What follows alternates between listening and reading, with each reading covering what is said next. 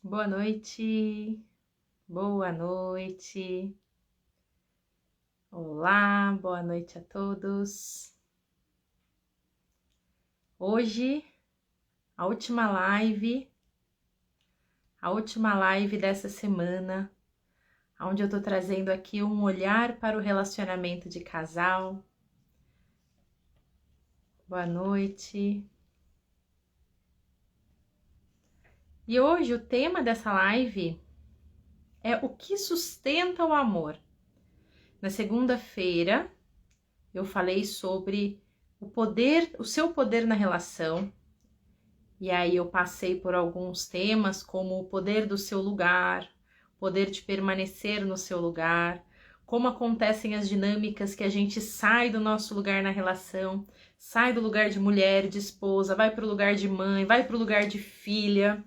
Por que muitas vezes isso acontece, né? Como a gente volta para o nosso lugar ali, o que é necessário para a gente permanecer no nosso lugar. A gente falou bastante sobre equivalência na segunda-feira, sobre o seu lugar na relação. Na quarta-feira eu trouxe um olhar sobre as personalidades. Boa noite, Miriam, querida. Boa noite, Ariane também. Quanto tempo, Ariane?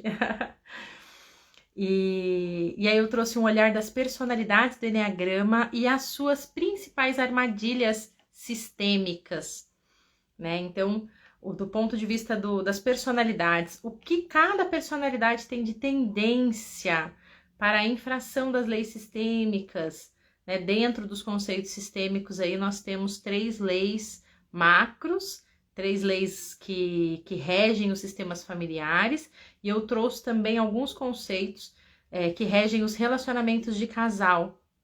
E aí cada personalidade tem uma tendência a sair da sua postura no relacionamento, e aí traz aí alguns danos, enfim, traz algumas questões para o seu relacionamento.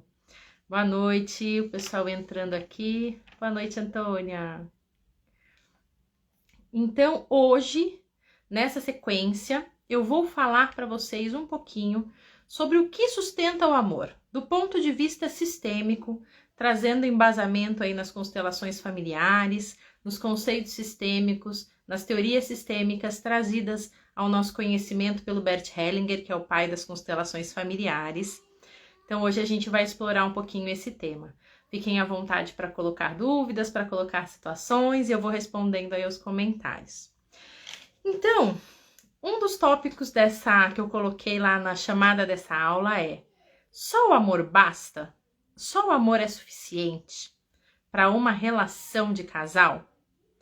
Para que uma relação seja harmoniosa, para que uma relação tenha sustentação, para que uma relação traga felicidade, traga nutrição. Só o amor é suficiente? Já diziam os antigos, né? Amor não enche barriga, só o amor e uma cabana não vai durar.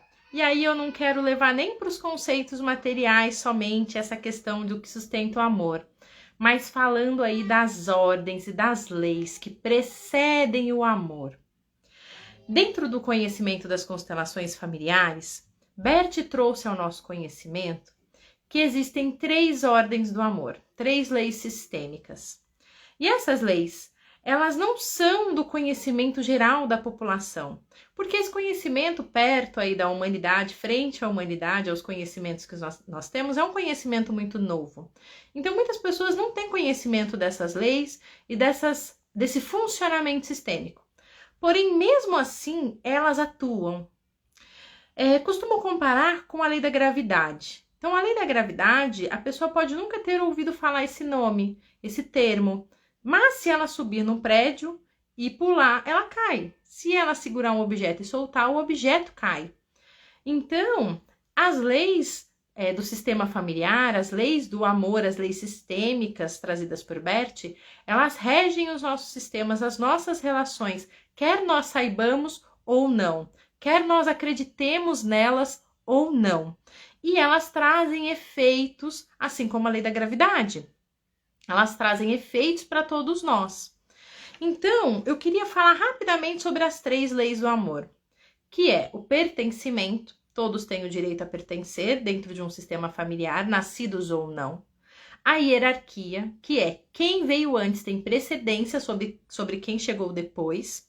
Então, quem veio antes tem mais experiência, tem mais capacidade. Quem veio antes quem veio depois não tem capacidade para julgar quem veio antes, para ajudar quem veio antes. E a lei do equilíbrio, que é o equilíbrio que rege as trocas entre o dar e o receber. Em todas as nossas relações, nós temos o dar e o receber. E existe um equilíbrio entre esse dar e receber para que a relação seja saudável, seja harmoniosa, traga positividade, nutrição, traga coisas boas, crescimento e evolução para ambos do casal. Dentro dessas leis, dentro dessas leis, né, dentro desses conhecimentos sistêmicos, quando nós não conhecemos essas leis, não consideramos esses conceitos, o nosso amor, muitas vezes, é um amor cego. Como chamava Bert, né? É um amor cego. Por quê? É um amor que trabalha sem conhecer os seus próprios limites. É um amor que não enxerga direito. É um amor que não tem os pés na realidade. É um amor que tem um quê de mágico, um quê de fantasia, um quê de que ele é capaz de resolver tudo, né? E quando a gente está sob esse amor cego, quando a gente tem esse amor cego por alguém, ou quando a gente tem esse amor cego por alguém da nossa família, ou por alguém do nosso relacionamento amoroso, normalmente a gente enfia os pés pelas mãos. Normalmente os efeitos desse amor cego, eles não são bons. Isso quer dizer que esse amor não seja amor? Sim, é amor. Isso quer dizer que ele não tem valor? Não é que não tenha valor.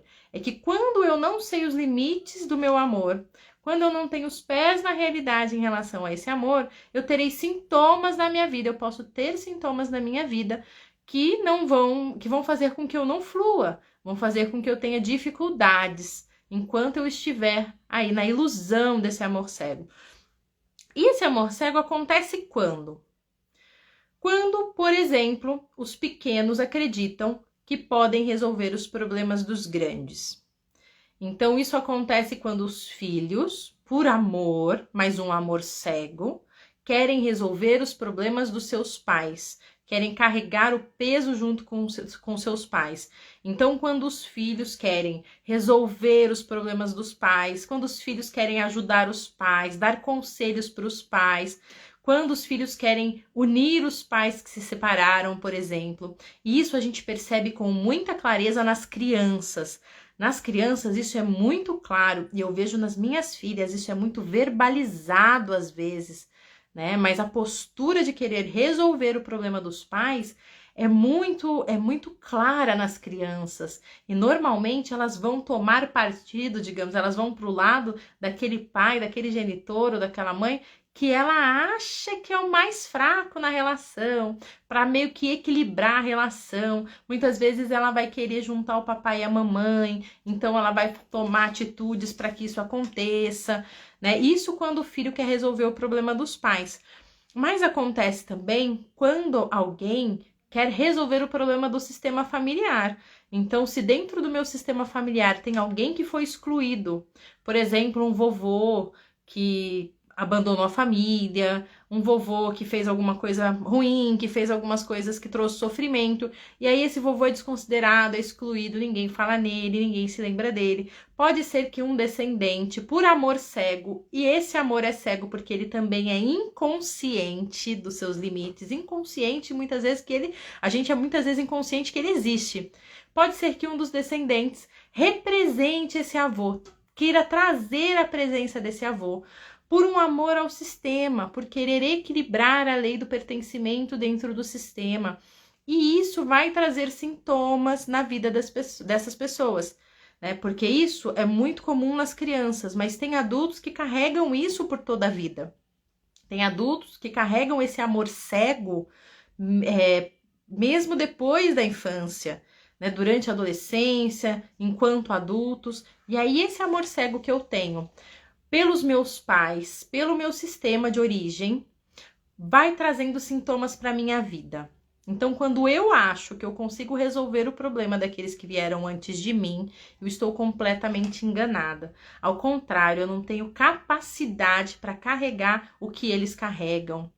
Às vezes a gente tem aquela impressão de que a vida dos nossos pais é mais sofrida que a nossa, a vida deles é pior que a nossa, a gente vive melhor que eles, né? Coitadinhos, não sei, a gente tem uma pena, a gente tem uma vontade de cuidar, de ensinar, de dizer o que eles têm que fazer, de que agora que a gente sabe, a gente quer. Isso é um ledo engano, né?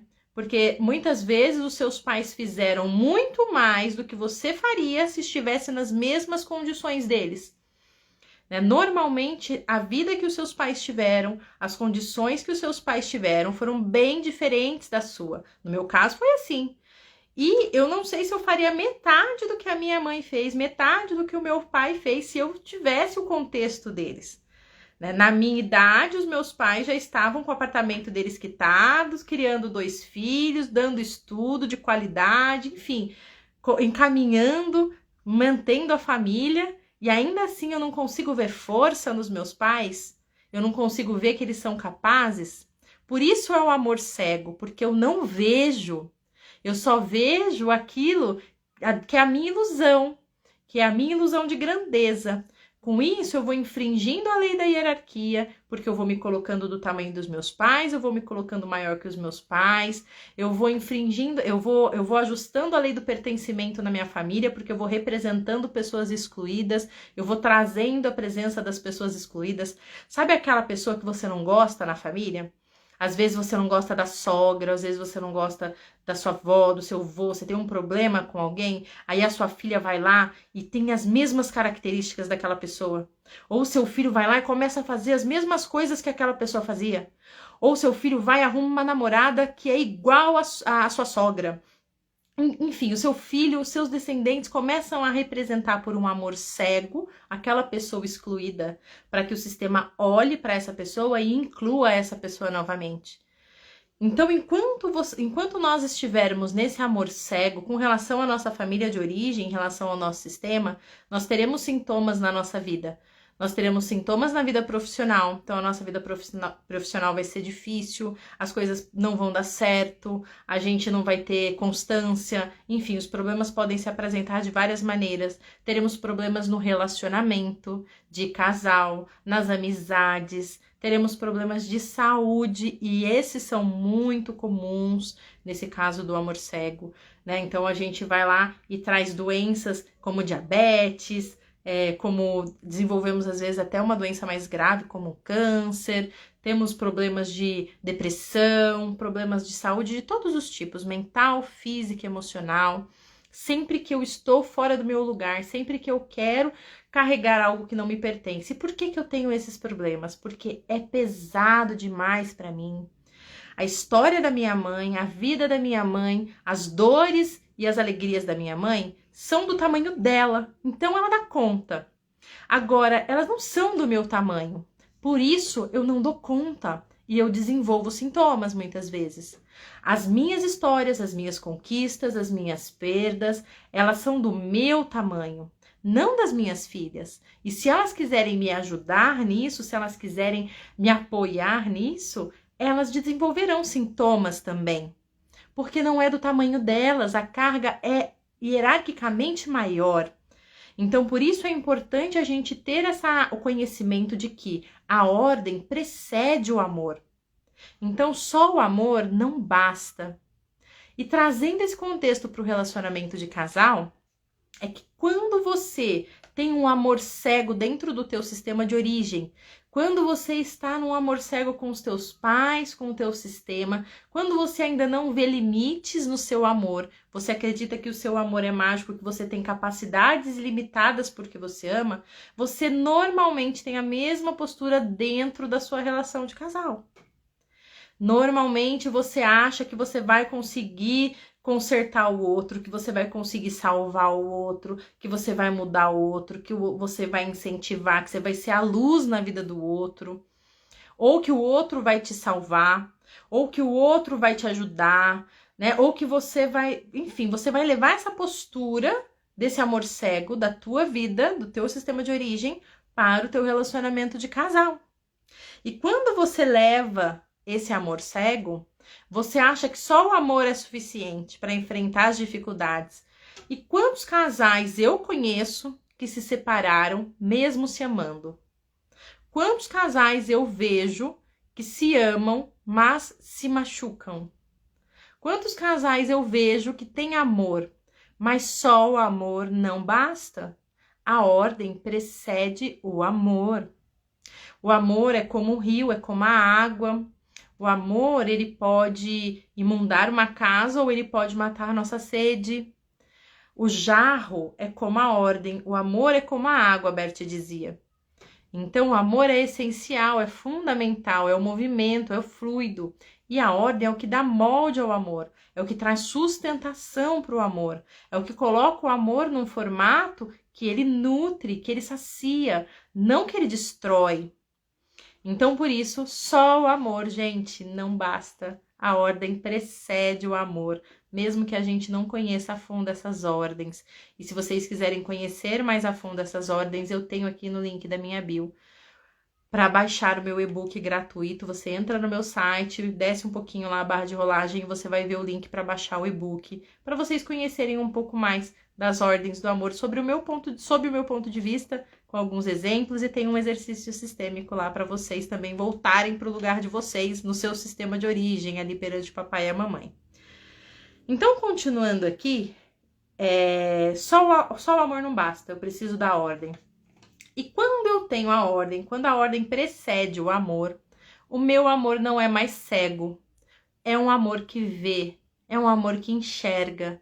Então eu enxergo o outro, eu concordo com o outro, eu respeito o outro, eu respeito os limites do outro e eu respeito os meus limites.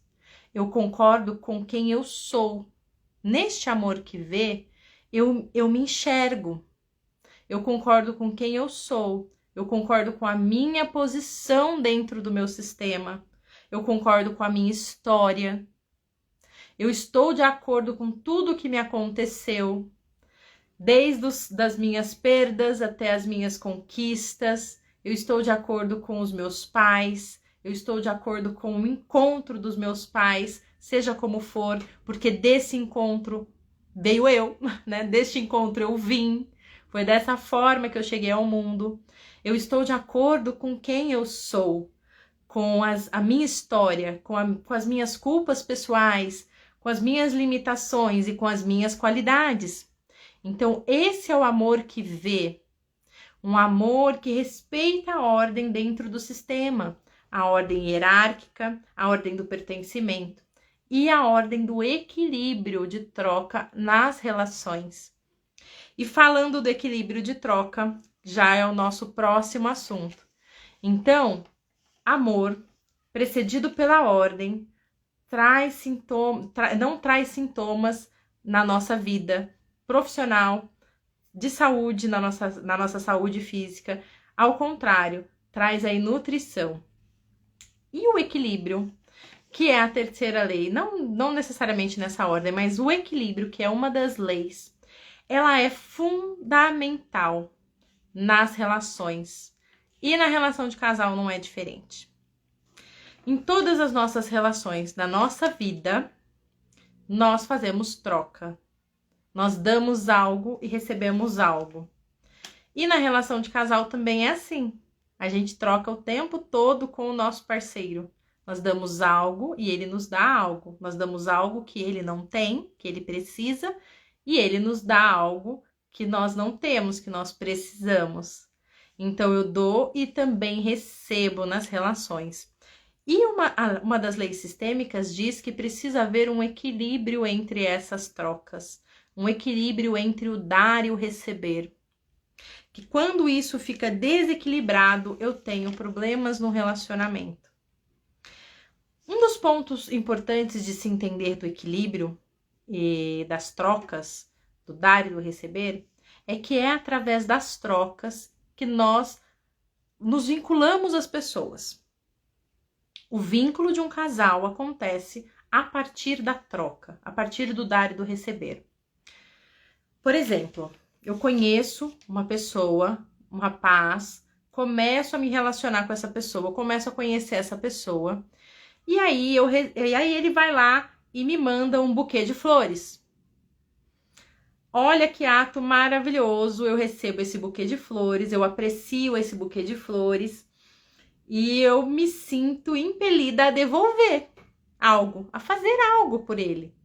É assim que começa um vínculo.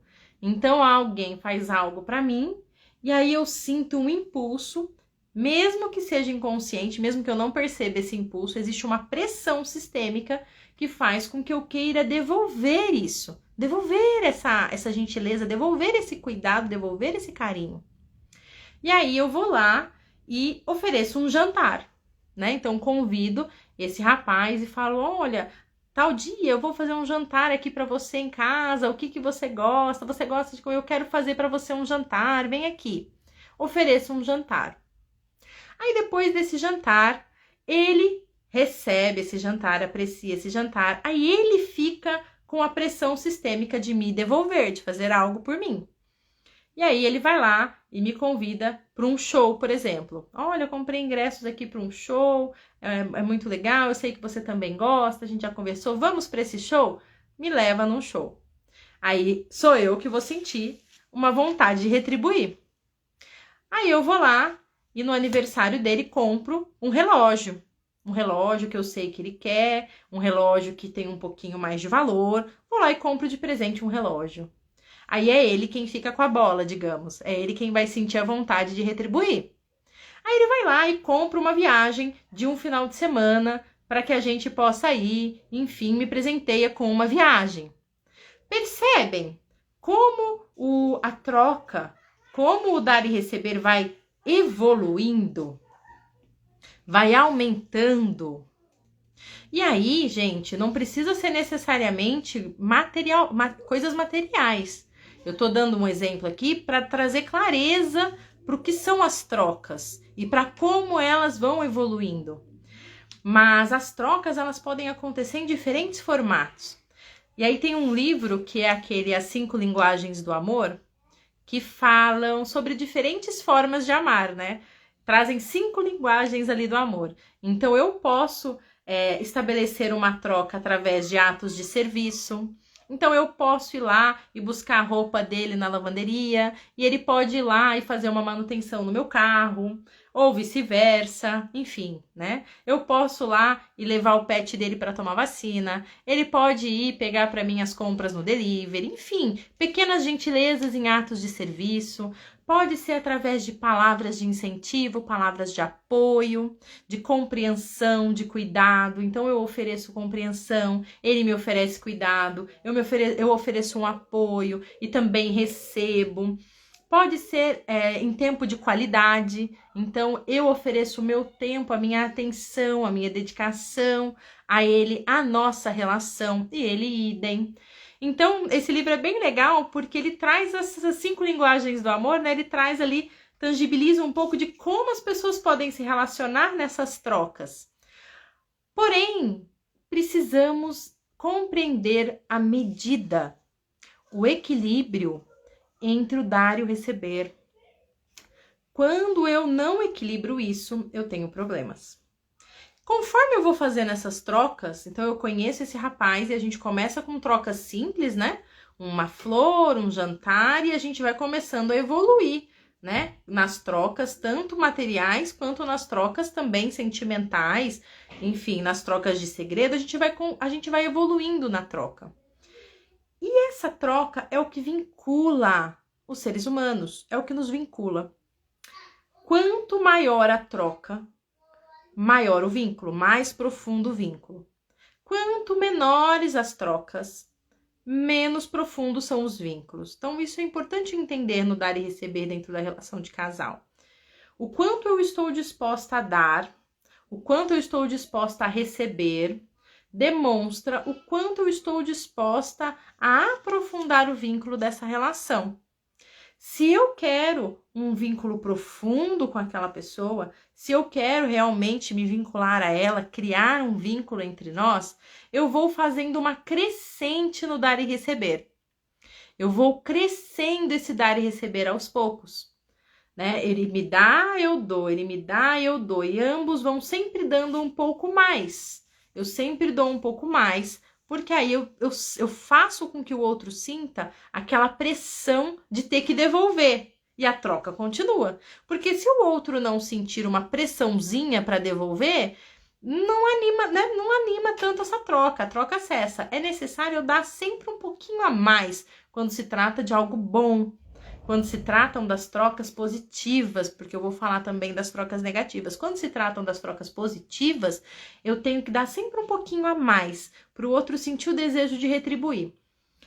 Mas aqui, né, além dessa questão do vínculo, e se eu quero um vínculo mais superficial, se eu não quero me envolver tanto, se eu quero ter mais liberdade de sair dessa relação a qualquer momento, sem grandes danos emocionais, sem grandes danos estruturais, eu dou pouquinho, né? Eu faço um pouquinho, eu dou um pouquinho, eu também quero receber só um pouquinho. Então, o vínculo fica um pouco mais superficial, porque eu não quero mergulhar tanto, né? Então, é só observar o quanto você quer se vincular ou o quanto não, e o quanto a outra pessoa quer também. Tudo isso vai acontecer baseado na troca, no dar e receber. E aí é importante equilibrar isso. Muitas vezes eu dou algo e aí a bola tá com a pessoa, né? Eu fiz algo, então, naquele primeiro exemplo, então, eu recebo um buquê de flores e aí eu marco um jantar, eu cozinho, compro um bom vinho, eu ofereço um jantar na minha casa. Então, eu dei um pouco mais do que um buquê de flores, certo? Aí a bola tá com a pessoa, eu tenho que esperar o movimento da pessoa em me retribuir e perceber qual é o movimento que ela está fazendo. Então, eu fiz esse jantar, eu dei isso, eu ofereci isso, e aí eu tenho que dar uma seguradinha, tenho que esperar. Tenho que esperar o outro se movimentar na troca. O que muitas vezes acontece nos relacionamentos, principalmente no início, mas também em relacionamentos aí duradouros, é eu encher a pessoa de coisa, eu dar demais. Então eu vou lá, faço o jantar na minha casa, né? Aí eu não aguento esperar o outro me devolver. Eu não aguento esperar, eu quero muito me vincular a essa pessoa, eu quero muito criar um vínculo com essa pessoa, eu quero ter essa pessoa na minha vida. Não aguento esperar, aí eu vou lá e aí eu convido pro show. Olha, vai ter um show assim, eu comprei os ingressos, vamos. Aí a pessoa vai. Aí eu não aguento mais esperar, eu vou lá, compro o relógio pra pessoa, vou lá, pego o pet da pessoa, faço aquilo lá, né? Vou dando. Aí a pessoa me dá uma rosa, né? E aí tá tudo certo, aí isso me motiva mais, eu dou mais. O que acontece quando só eu dou e não espero o movimento da pessoa em retribuir? Eu cesso a troca. Não tem troca. Uma pessoa só dá e a outra recebe. Quem só quer dar tem um problema, porque quem tá recebendo não vai ficar querendo receber mais. Porque lembra que eu falei, sempre que a gente recebe algo, fica uma pressão dentro de nós para devolver. Sempre que a gente recebe algo em qualquer relação, a gente se sente impelido a devolver aquilo, a retribuir, a dar algo em troca. E a gente fica sentindo aquela pressão. E se eu recebo uma coisa em cima da outra, eu vou sentindo essa pressão sempre, sem chances para reagir, porque às vezes a pessoa me deu tanto que eu não tenho nem como retribuir, eu não sei nem como retribuir. A maioria das vezes o que acontece? A pessoa sai da relação. A pessoa sai da relação porque ela não suporta ficar na relação sentindo essa pressão. Sentindo a pressão de ter que retribuir, de não conseguir retribuir. Então, ou a pessoa sai da relação, né? A pessoa deixa essa relação, ou a pessoa, se acostuma a receber, anula essa pressão de alguma forma, começa a receber, mas não vai te dar nada em troca. E aí, uma hora, essa pessoa que tá só dando, vai começar a não querer mais dar. Vai começar a ficar difícil dar. Porque você vai sentir vontade de ter a retribuição. Você vai querer que a pessoa te retribua. Você vai querer a troca. Você vai querer a evolução de uma relação adulta. Só que a outra pessoa já tá acomodada, já tá tudo certo, ela já entendeu que ela não vai dar nada nessa relação, que ela só vai receber, e ela tá confortável com isso. E no começo você tá confortável em dar, porque aquela relação é o que você quer. Então você tá dando, você tá fazendo, você tá ali mantendo aquela relação, mas com o passar do tempo você vai começando a sentir o peso dessa sobrecarga, o peso de só dar, a vontade de ter a retribuição. E não só a retribuição financeira, a retribuição material, a retribuição de apoio, a retribuição de carinho, porque tudo isso é troca. Tudo isso é troca. Então é importante dentro da relação a gente entender que eu tenho que dar e eu tenho que esperar o outro. E também um ponto que é legal trazer, um exemplo que é legal trazer, eu tenho que dar aquilo que eu percebo que o outro é capaz de me retribuir. Porque se a gente prestar atenção, quando a gente conhece alguém, quando a gente está numa relação, a gente consegue perceber o que o outro é capaz de nos dar, o que o outro é capaz de nos retribuir. E se a gente der mais do que aquilo, mais do que ele é capaz, a gente já sabe que não vai ter troca. Então vamos supor aqui, você tá namorando com uma pessoa, e aí seja homem ou mulher, né, gente? Você tá namorando com alguém e você sabe que essa pessoa tá passando por problemas financeiros, por exemplo. E aí você vai lá no Natal e compra um iPhone 12 para ela de presente. Compra um iPhone porque você tem condições, tá tudo certo, você ama essa pessoa, vocês se amam, vocês estão num relacionamento sério, vocês estão evoluindo na troca. E aí você vai lá no Natal e dá um iPhone 12 para essa pessoa, 13, 14, eu acho que agora é o novo, né? Dá um iPhone 14 para essa pessoa. E essa pessoa te dá um buquê de flores, te dá um cartão, te dá uma retrospectiva de vocês de fotos, te dá algo que tá dentro das possibilidades dela. Ah, Karina, mas o que vale é a intenção. O que vale é a intenção do nosso coração.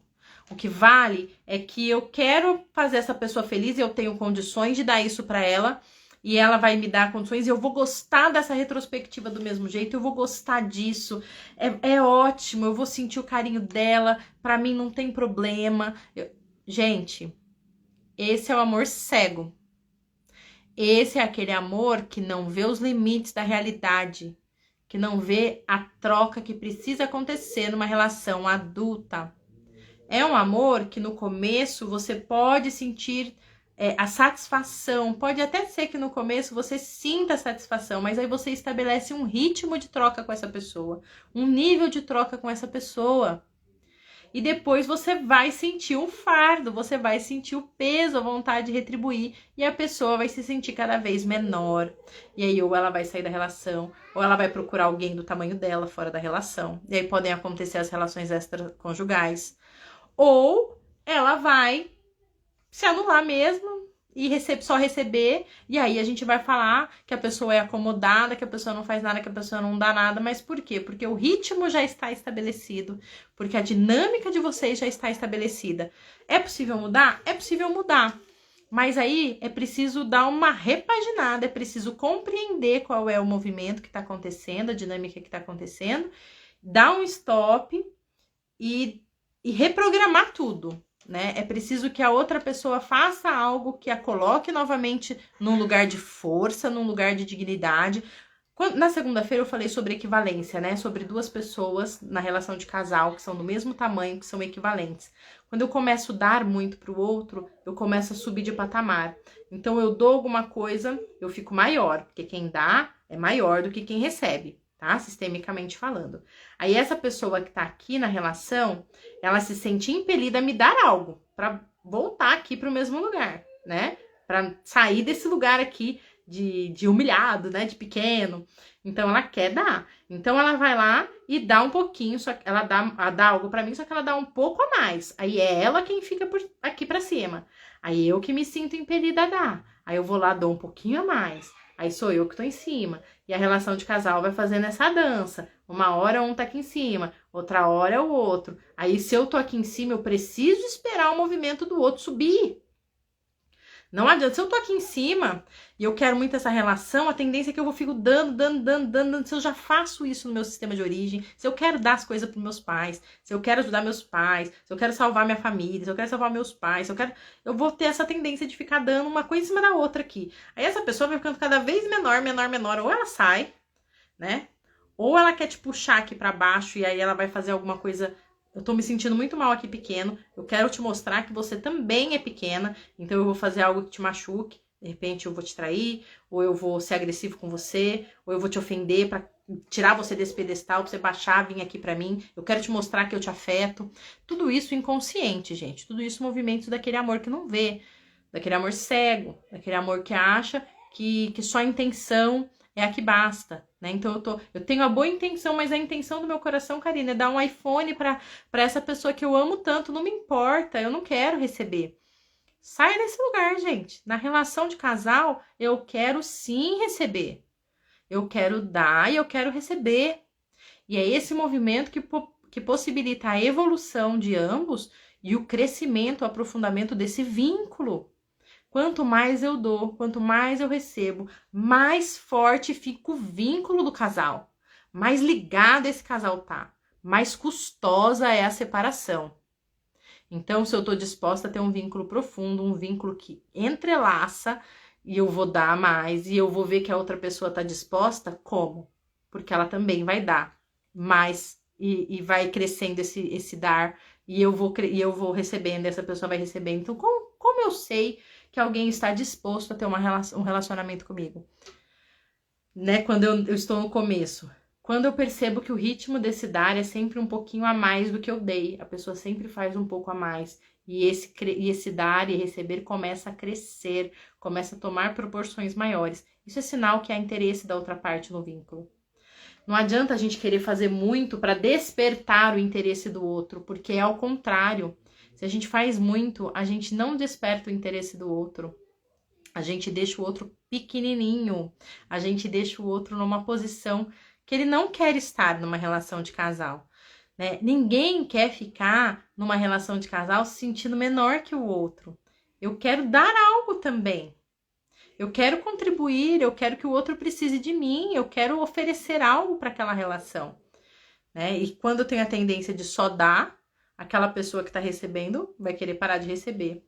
E quando aquela pessoa se acomoda no lugar de receber, então, e ela quer só receber, a pessoa que está no lugar de dar também não vai querer mais tanto dar. Vai começar a sentir a sobrecarga, vai começar a fazer exigências, vai começar a querer estabelecer, mas eu faço tudo, mas você não faz nada, mas você tem que fazer isso, tem que fazer aquilo, você tem que fazer aquilo outro. Aí começa uma dinâmica que é difícil sair. Dá para sair? Dá. Cada caso é um caso, mas dá para sair, né? Dá para restabelecer aí, mas tem que ser revista essa parte da troca. Então é importante ter esse equilíbrio. E esse equilíbrio, gente, também nas coisas ruins. Então eu tô falando aqui como a gente cria um vínculo forte nas questões que são positivas, boas, naquilo que faz o amor crescer, naquilo que faz a gente se sentir bem, né? Mas quando acontece algo que machuca o outro, é preciso também equilibrar. Vamos supor que eu tenho lá o meu namorado, tenho o meu marido, enfim, tenho o meu relacionamento. E aí essa pessoa me dá um bolo. A gente combina num restaurante, eu fico lá esperando, essa pessoa não me avisa, esquece de me avisar, e eu fico lá, enfim, levo um bolo daqueles. Eu fico super chateada, vou pra casa, perdi meu tempo, às vezes me arrumei, enfim, fiquei lá, fiz papel de boba, volto pra casa com toda aquela sensação ruim, que é de levar um bolo. Aí depois, no dia seguinte, a pessoa fala comigo, eu falo com a pessoa, e eu falo, pô, você me deu um bolo, caramba, eu fiquei te esperando, e a pessoa fala, me perdoa, eu esqueci completamente, eu tava cheio de trabalho, aconteceu isso, aconteceu aquilo, né? Eu compreendo aquilo que a pessoa passou, né? Seja ela meu marido, meu namorado, eu compreendo, eu entendo que nós somos seres humanos, que nós somos passíveis de erros, só que aquilo causou uma dor em mim. Aquilo me magoou. Se eu de novo acionar o meu amor cego E na ilusão de que só o amor resolve tudo, eu ir lá para essa pessoa e falar: ai, tá bom então. Tá, te perdoo, tá tudo certo, entendi, tá ótimo. Se eu cair na ilusão de que isso é suficiente, eu prejudico a relação. Eu posso até ficar com a consciência tranquila. Eu posso até ficar me sentindo inocente na relação, né? Eu não tenho culpa de nada. Eu sou a inocente. Quem é o culpado é ele. Eu sou a inocente, eu não fiz nada. Ele é o culpado. Eu sou a vítima ou sou, no mínimo, uma pessoa inocente. Eu tenho a consciência tranquila, minha consciência tá limpa. Se eu cair na ilusão de querer ficar nessa posição, eu prejudico a relação. Porque sistemicamente eu vou ficar buscando uma compensação para esse ato, para essa questão, né? E eu tô dizendo aqui de questões que machucam, né? De questões assim que nos ferem. Então, por exemplo, essa questão de tomar um bolo, né? Mas podem ser questões maiores também. Então, se eu cair na ilusão de querer me manter inocente, perdoar, não vai ser bom. O que eu tenho que fazer nesse caso? Eu tenho que equilibrar. Eu tenho que equilibrar a troca. Ah, Karina, mas aí assim, você tem que se vingar? Você tem que fazer olho por olho, dente por dente? Não, não é bem assim. No equilíbrio da troca negativa, a gente sempre tem que fazer um pouquinho menos. Um pouquinho menos, que é para a troca equilibrar e parar. A troca, lembra que eu falei que a troca é o que vincula o casal? E na troca positiva eu tô lá, dou um pouquinho mais, aí a pessoa dá um pouquinho a mais, aí eu sinto vontade de dar de novo, dou um pouquinho a mais, e assim vai. A troca positiva, eu sempre dou um pouquinho a mais, eu sempre faço um pouquinho a mais pelo outro, porque aí eu desperto nele a vontade de fazer de novo, de me retribuir de novo. Na troca negativa, eu preciso retribuir, mas eu dou um pouco menos. Então, por exemplo, eu tomei um bolo aqui, né? Nós estamos aqui, aí eu tomei um bolo dessa pessoa, como eu contei. Aí eu vou ter que retribuir. Vou ter que fazer algo que machuque de alguma forma, que compense de alguma forma aquilo que eu passei. Não necessariamente algo que machuque a pessoa, mas a pessoa, eu posso pedir para a pessoa algo que eu me sinta compensada. Por exemplo, se eu tomei um bolo e essa pessoa me explicou toda a situação, eu posso falar para ela o seguinte: olha, eu compreendo toda a sua situação, entendo, nós somos seres humanos, né? Podemos errar, fiquei chateada, fiquei magoada, fiquei te esperando 2h30, né? Voltei para casa, não dormi bem, não ficou legal a minha noite, não acordei bem hoje, olha só tudo que aconteceu. Por isso, por conta de tudo isso que foi para mim esse bolo, lembra aquele encontro com as minhas amigas do colégio, ou com a minha família, ou aquele encontro XPTO que você não ia comigo? Que você já tinha um compromisso, que você já tinha comprado um ingresso para um jogo, que você já tinha marcado com seus amigos, que você já tinha... Então, para compensar, eu gostaria que você fosse comigo. Você topa? E aí? Ai, mas esse jogo é tão importante. Ai, mas esses amigos são importantes, eles vão estar aqui. Então, eu sei. Mas para compensar, eu preciso que você ou me ofereça uma outra alternativa, a gente conversa e a gente negocia uma compensação. É importante que a pessoa que está ferida sinta-se compensada, realmente compensada, porque só assim você vai poder esquecer isso. Você não vai ficar sentindo a pressão sistêmica para essa compensação. Sabe quando a gente fala assim, é tão difícil perdoar e perdoar não é esquecer, aí fica sempre voltando aquele fato, sempre fica voltando aquela coisa assim, sempre vem aquele negocinho que o outro fez, né? Por quê? Porque não tem compensação. Então, o outro precisa compensar de alguma maneira, mesmo quando é no negativo. E essa forma de negociação e de compensação é a forma mais adulta e a mais assertiva. E tem que ser um pouquinho menos. Por quê? Porque aí o outro compensa, o outro sente também um pouquinho, dá uma dorzinha no outro também. Não pode ser uma coisa muito simples. Tem que ser algo que signifique equivalente ali com o meu, um pouquinho menos, né? Ou de repente você combina, ó, você me deu esse bolo, então para compensar essa semana, você lava a louça. E de repente a louça é a tua função. Né? Você lava as louças, você lava a roupa, você cuida de uma função que tem que ser algo que você se sinta compensada. Um pouquinho menos. E por que um pouquinho menos? Porque a troca, o dar e o receber, vincula as pessoas. Imagina se eu levo um bolo, né, da pessoa. Então, passei toda essa situação que eu falei para vocês.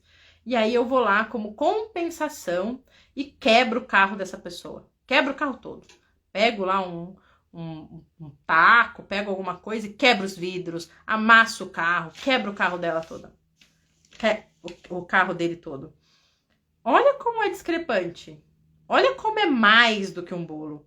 Olha como a perda, a sensação, os prejuízos são maiores do que eu ter levado um bolo, entende?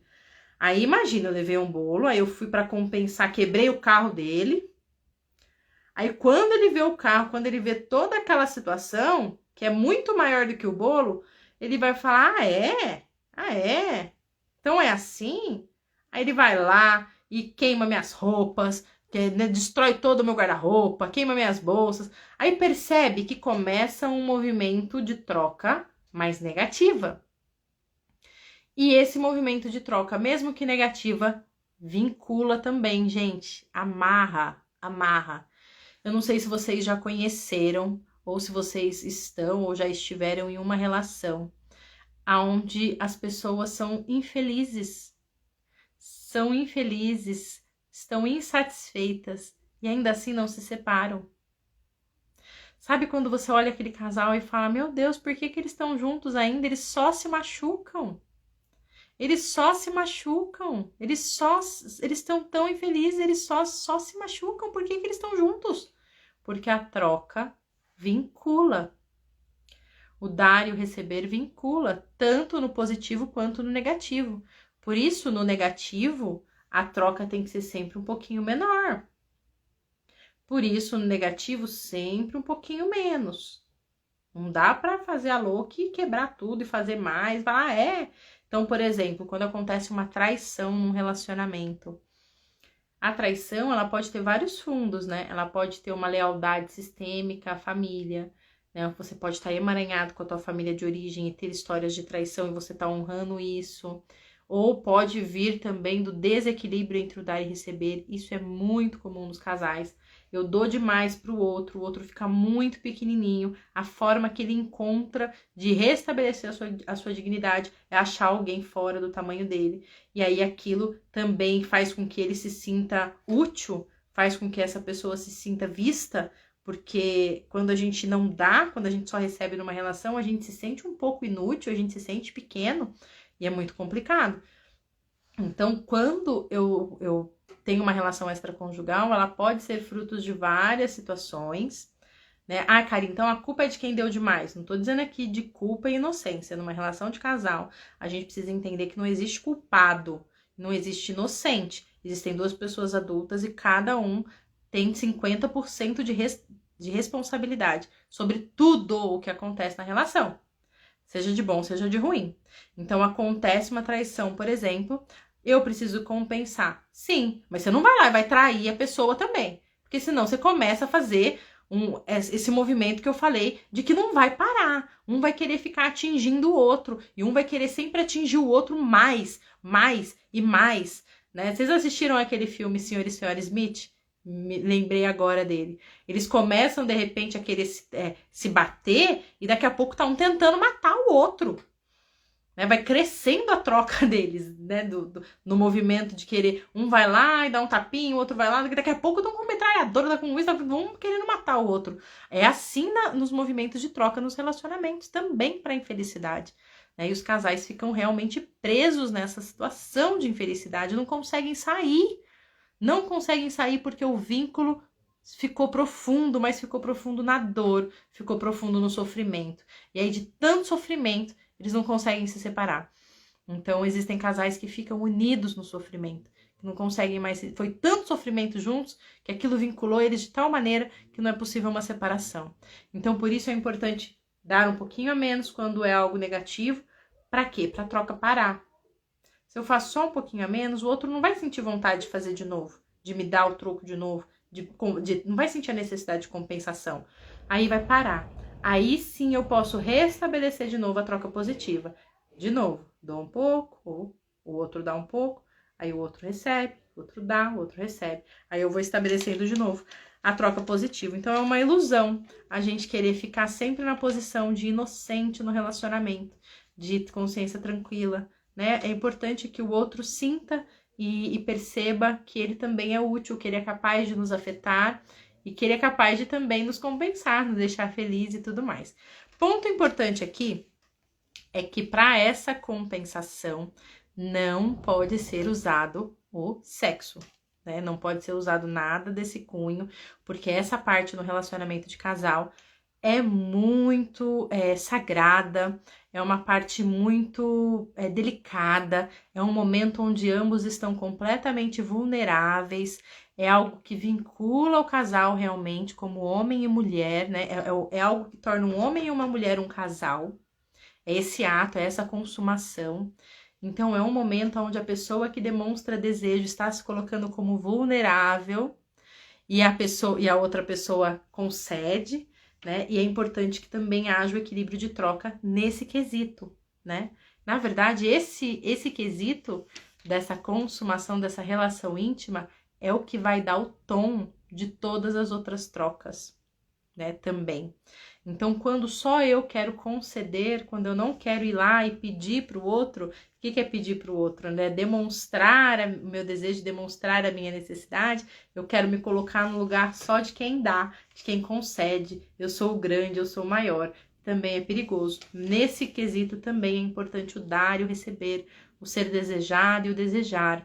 E é isso que vai mantendo essa relação na equivalência, ambos iguais, que não deixa você ficar indo para umas posições que não são as suas, de mãe, de pai, de filha, né, do seu parceiro. Essa consumação, esse dar e receber nessa parte vai colocando o casal em equilíbrio entre o dar e receber.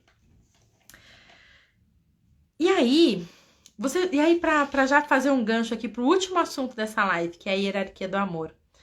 Você já percebeu, não sei se você já viveu isso ou se você conhece alguém que se separou, né? Seja de um namorado, seja de um marido, se separou, mas parece que não consegue se desprender daquela pessoa.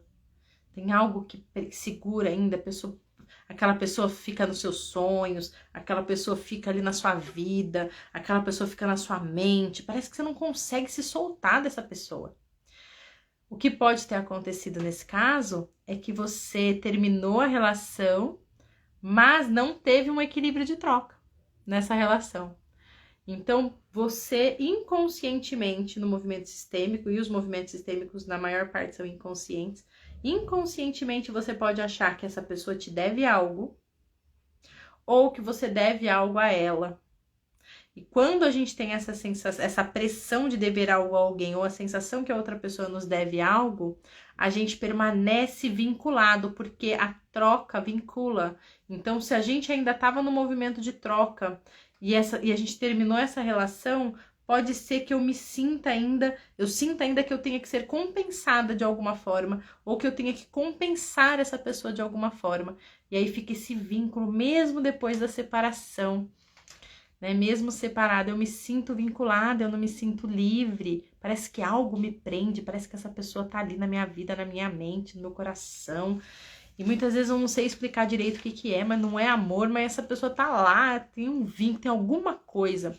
Com exceção, é claro, dos casais que se separam que têm filhos, né, gente? Aí tem alguma coisa e é uma coisa bem tangível, né? Que são ali as crianças que vão ser um vínculo indissolúvel. Então, com essa exceção, mas mesmo na separação, a gente sente quando o vínculo entre o casal terminou, né? Entre como casal e o que permanece é o vínculo entre pais, né? Eu tô falando aqui desse vínculo de casal que você sente que não desprende. E aí é importante, e aí como a gente resolve essa questão, né? aí tem que ser feito um movimento sistêmico mesmo, para a gente desvincular, para a gente fazer o equilíbrio sistêmico de toda essa situação, para que você possa se desvincular e ter uma nova relação e se sentir livre para uma nova relação, né? E aí, gente, essa questão das relações anteriores, para fechar a nossa live hoje, fechar essa série de lives que aconteceram essa semana, a importância dos relacionamentos anteriores, a importância da hierarquia do amor.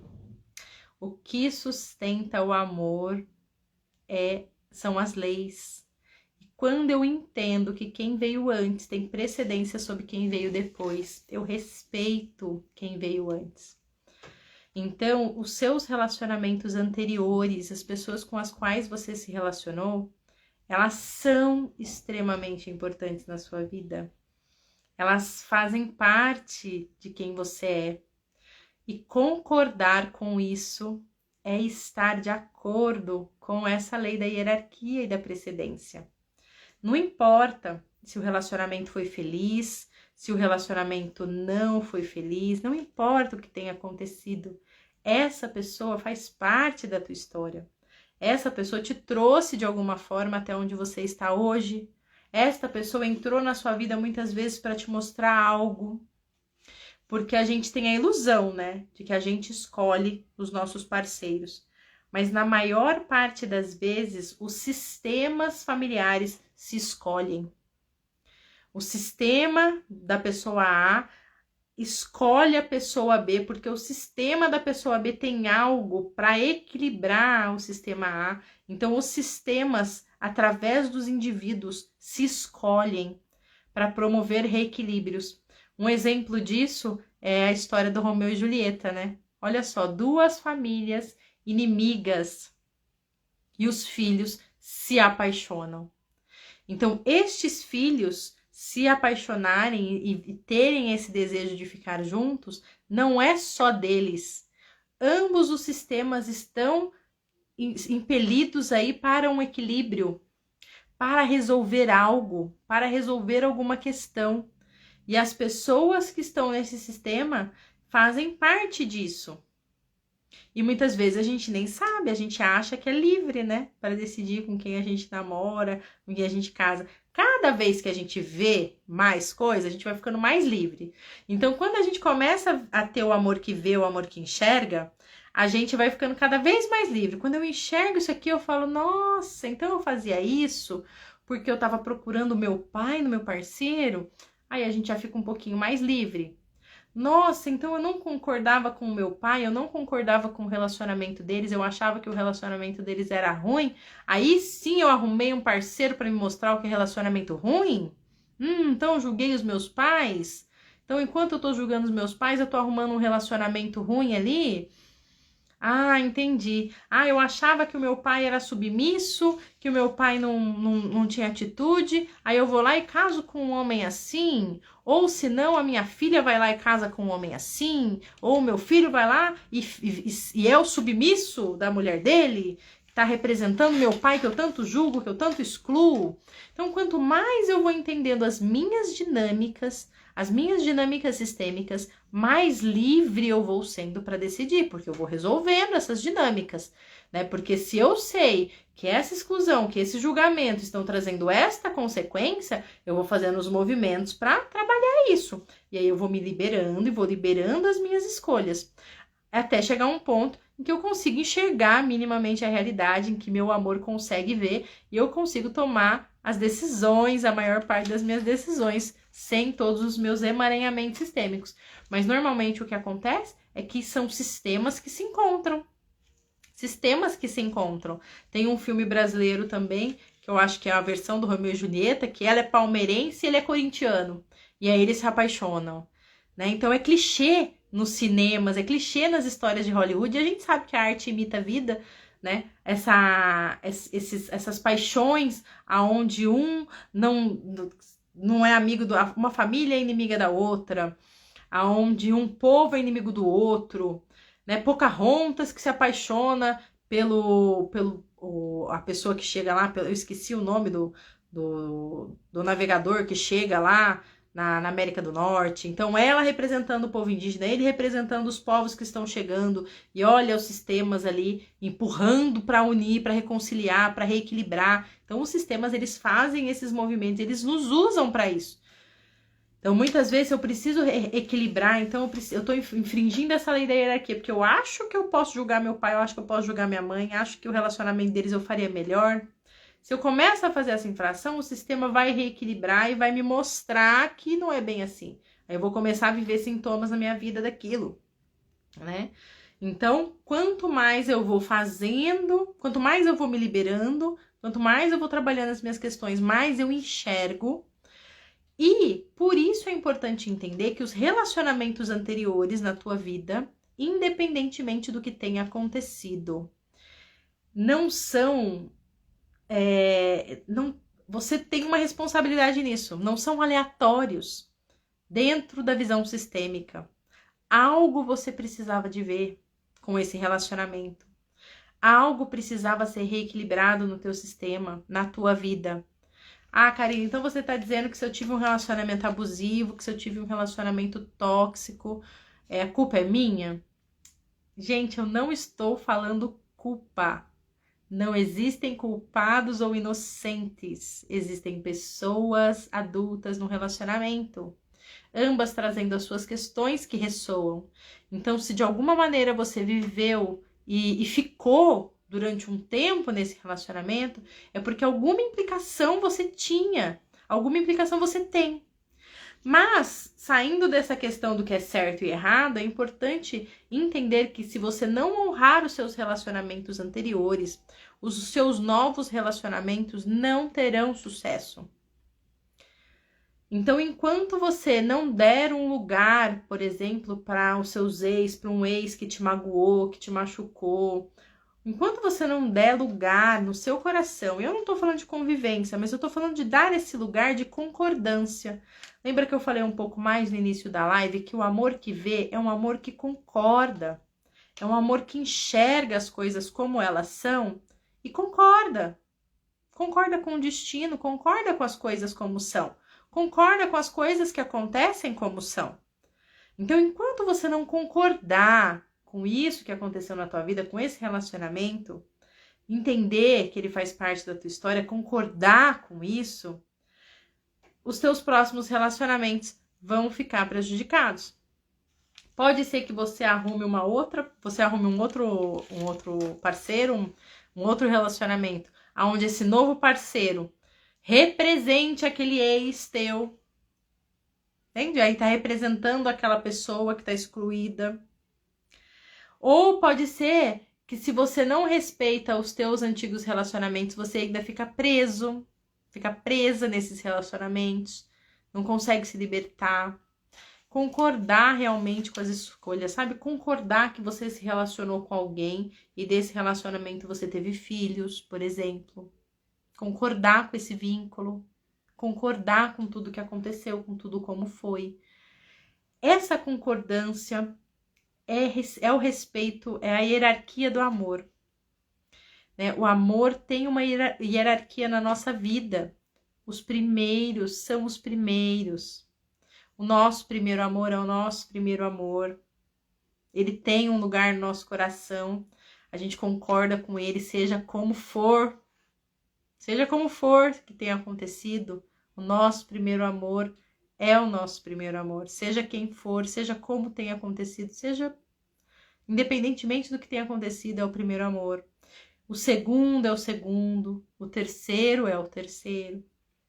E veio precedido dos outros. E isso também a gente precisa fazer com relação ao nosso parceiro. Respeitar os relacionamentos anteriores dele. A primeira mulher é a primeira mulher. O primeiro amor é o primeiro amor. A segunda mulher é a segunda mulher. E entender em qual posição nós estamos. Então, se eu sou a segunda mulher, eu sou a segunda mulher. Eu sei que a primeira mulher tem precedência sobre mim. Isso quer dizer o quê? Que ela esteve na vida desse meu parceiro antes. Que ela teve um relacionamento antes. Eu concordo com esse relacionamento. que aconteceu. Eu concordo com ela, com a existência dela como primeira mulher. Afinal de contas, se não fosse ela, essa pessoa não seria quem ela é hoje.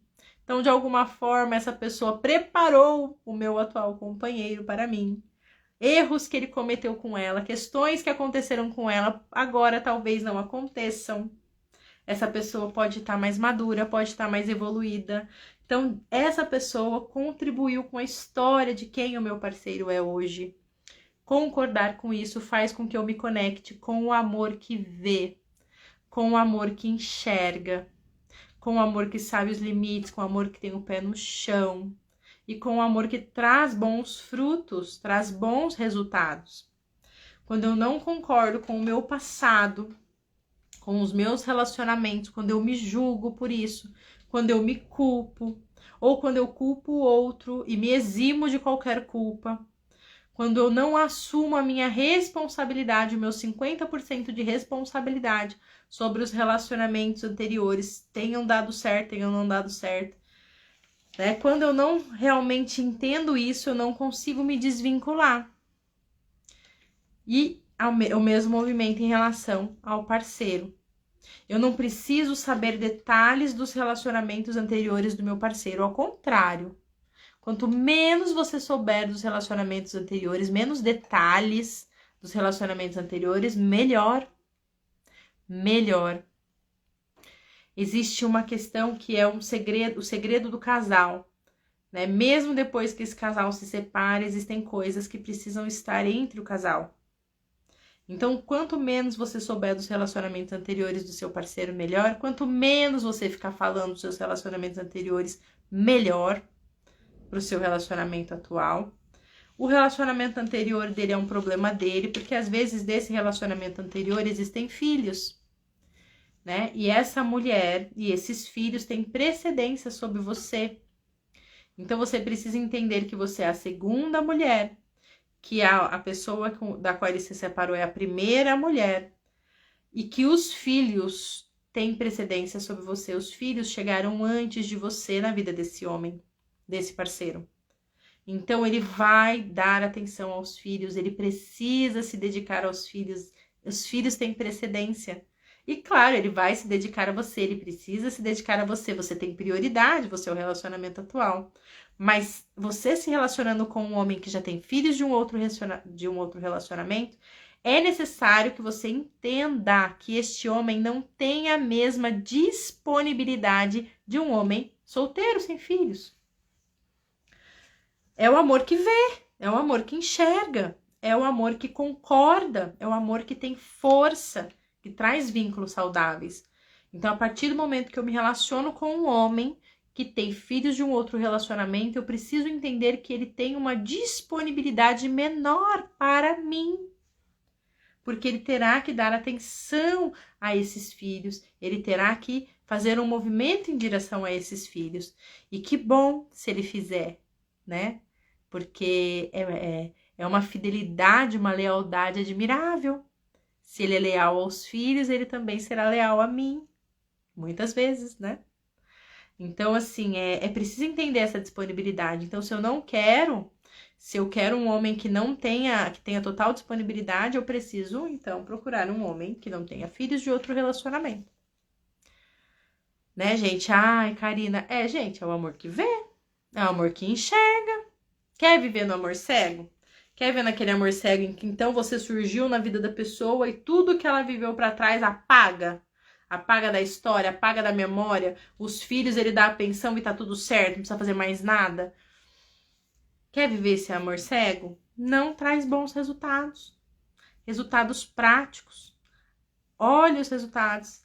Quer viver o amor que enxerga, o amor que vê os limites, que vê a realidade? Aí sim dá força para você, dá força pro parceiro. Traz uma relação saudável, uma relação firme. Aí sim, ó, o amor que vê, construir uma relação com bases no amor que vê, no amor que enxerga, aí é como construir o teu castelo num solo, numa terra sólida, num solo firme. Construir a tua relação baseada no amor cego, no amor mágico, naquele amor que não quer ver a realidade, que não concorda com a realidade, é construir o teu castelo na areia. E ali bem pertinho do mar, viu? E aí, gente, é isso. Espero que vocês tenham gostado aí da live, da série de lives. Todas essas lives ficarão disponíveis até o domingo. Então, eu vou deixar todas disponíveis até domingo. Depois eu vou subir elas no meu curso de relacionamento, que é o Mapa do Amor Saudável, que o link tá aqui na minha bio. Ele já tem mais de 70 aulas gravadas, mais de 70 conteúdos, entre teorias, conceitos, exercícios. O grande diferencial é que ele tem muitos exercícios sistêmicos e exercícios práticos para ir mudando essas condições na nossa vida, tá bom? Mas as aulas todas vão ficar disponíveis aqui no Instagram até o próximo domingo. Espero que vocês tenham gostado. Boa noite, boa sexta-feira para quem vai sair, boa sexta-feira para quem vai dormir, para quem vai descansar. E até a semana que vem. Semana que vem tem uma nova série de lives, gente. Muito obrigada a todos que estiveram aqui comigo e a todos que irão assistir posteriormente. Foi um prazer tê-los. Boa noite, gente.